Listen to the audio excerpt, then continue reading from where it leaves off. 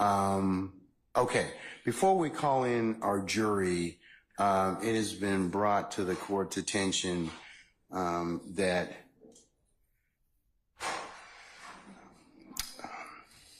Mr. Copeland's counsel, Ms. Bumpus, would like to be released. Is that correct, madam? Yes, sir. Okay, all right. Sir, Mr. Copeland, is it your desire to release your counsel at this point in time? She's fired. She's fired? Okay. So do you wish to represent yourself in these particular, in terms of any issues you may have in this particular? Do I got a choice? I'm sorry? Do I got a choice? Yes, you do. And what are those?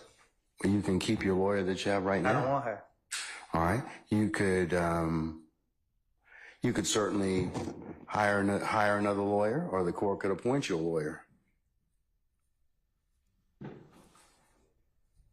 What I need a lawyer for? Hmm?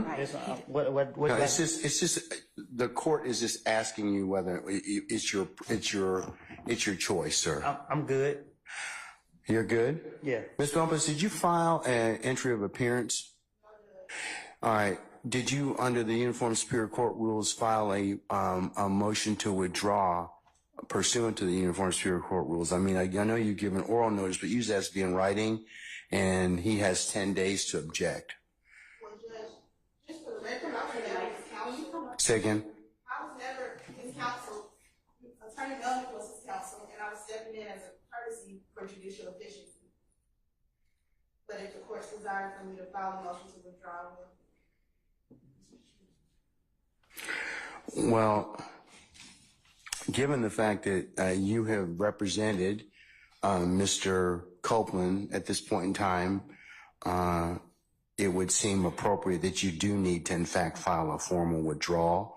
Even though you didn't enter one, you de facto entered this case by your representation of him, or you telling the court that you did, in fact, represent him.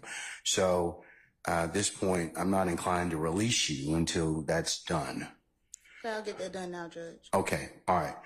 And he's got 10 days to go ahead and do that. So you're still going to have to be here until I have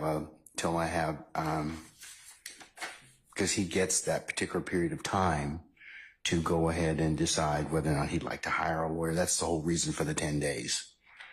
Well, I don't want to hire no. Hold on. Not yet. You get that right as a party. Okay. I do get right. You do. Yes. You get that right to hire a new lawyer. You get the right to do a couple things. One, to decide whether or not you will release her. Okay. Okay. Two, you get to decide whether or not you want to get another lawyer to be with you. Okay. Okay. Those are the two big things you get a chance to kind of decide.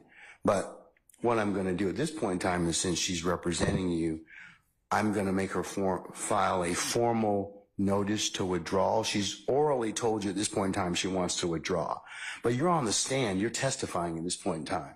So I'm not going to let her withdraw at this point. Well, Your Honor, I just like to say, before he started testifying, I was fired. I don't know that, ma'am. That's not something that I have notice or knowledge of.